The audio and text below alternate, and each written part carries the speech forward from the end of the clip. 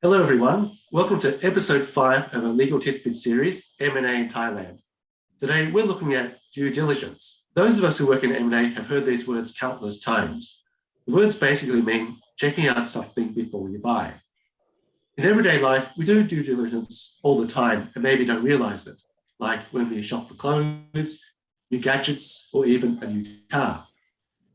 In M&A deals, due diligence is something that what we do every day, but with considerations specific to the relevant M&A transaction. It's a key step in the M&A process. Ignoring it or trying to cut corners brings the risk of important issues being missed out altogether. This could lead to the buyer paying too much for the deal or overlooking possible deal breakers. So to look into this topic more closely, joining me are M&A lawyers, Bulin Sanooj, a partner, and Yanin, Nonthaleerak, an associate. Starting with Bulin, let's look at this. What is the purpose of legal due diligence? And in your experience, how important is it? Legal due diligence is a very important process in an M&A transaction. It aims to help a buyer in a number of ways. First is to get an understanding of the target business and structure from a legal perspective. In most cases, the buyer will not have detailed knowledge of how the target operates. Due diligence will help the buyer get that knowledge and prepare itself to run the business post-acquisition. The second purpose is to reduce or avoid risk. Due diligence will highlight and inform negotiations on any procedural, legal, or contractual problem identified. A potential contractual solution to issues identified are such as providing for representations, warranties, indemnities, or pre-closing conditions in the acquisition agreement. Where the ability to obtain contractual protection is limited, such as where acquiring a business from a receiver, due diligence may be a buyer's only real protection.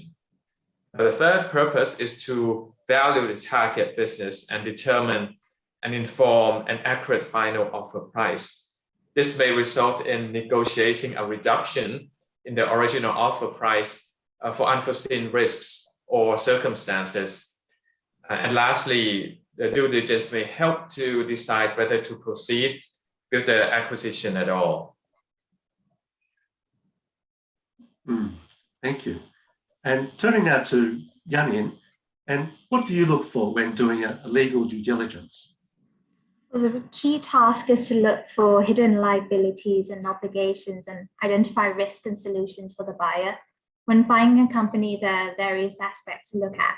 For example, the company's contracts, employees, and licenses, to name a few. You want to look at the company's contracts to see if the deal could give customers or suppliers the right to walk away from existing contracts. If they walk away, this could devalue the target business.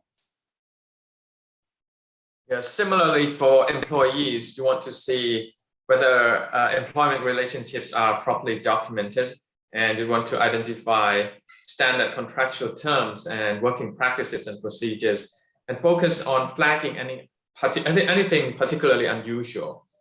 And for licenses, you want to make sure the company has the key licenses and permits to operate its business and that these won't be affected by the deal.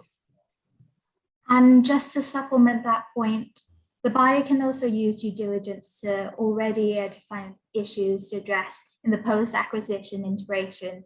And during the due diligence phase, the buyer might find that the target company's corporate culture to be different from its own, or it might find that the target's employees have backgrounds vastly different from those of the buyer.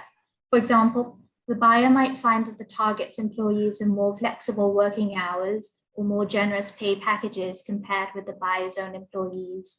To the buyer, these differences might not be deal breakers, but by finding out about these during the due diligence phase, the buyer can identify potential areas of conflict and plan ahead for how to integrate the two corporate cultures after the deal is done.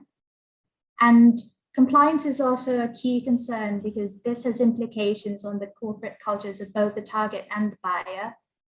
Compliance issues could also result in criminal sanctions and financial consequences. especially in the case where a foreign buyer has its own compliance rules described by its head office. Again, finding about these during the due diligence phase can help with planning for after the deal is done. Okay, and going back to Bulin, and what do we then do with the due diligence results? When considering the due diligence results, the buyer has a variety of responses at its disposal. The buyer will usually base the response on how material the issue is and the buyer's bargaining power. That is, if the issue is considered as a deal breaker, or if the issue is important but not quite a deal breaker. In the most extreme case, the buyer could treat a material issue as a deal breaker. But usually, the buyer's responses range from asking the seller to remedy the issue before closing, even making it as a condition that has to be met before closing, or negotiating a lower purchase price, or asking the seller to give a representation warranty. That is, the seller will warrant that certain facts about the target company are true, or asking the seller to indemnify the buyer for any loss or damage that results from the non-compliance is appropriate. One thing to note is that we usually talk about the buyer doing due diligence, but the seller will find due diligence on itself to be very useful. That is, a seller can use the due diligence to identify issues in its own business.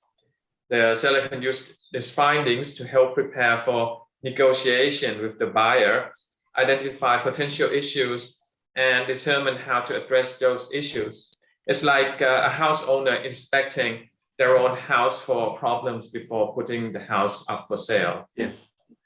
And going back to Yanin, what are some effective ways to conduct due diligence?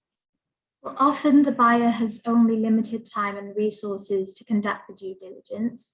Defining the scope and materiality are two key factors for effective due diligence.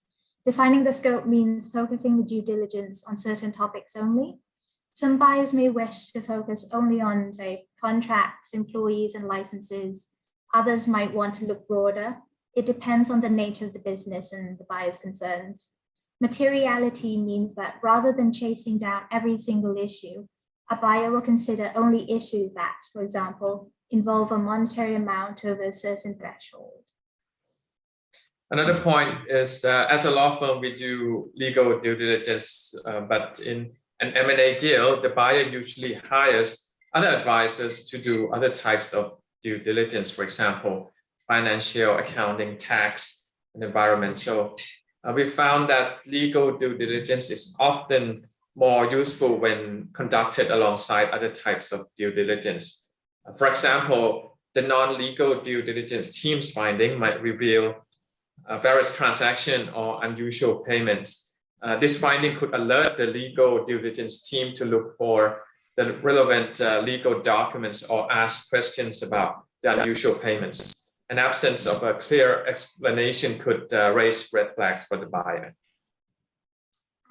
Another point is, don't expect to find everything in due diligence, especially if the target company has been operating for several years. It would be unrealistic to expect to uncover every issue, and irregularities might not always be apparent on the face of the documents disclosed. Instead, interviews with the target's management and employees might be necessary. Thank you. Well, that's all we have time for now. Today, we've looked at legal due diligence and some of the issues to watch out for. Please join us for the next episode, which will be on closing the deal. Thank you, and see you again soon.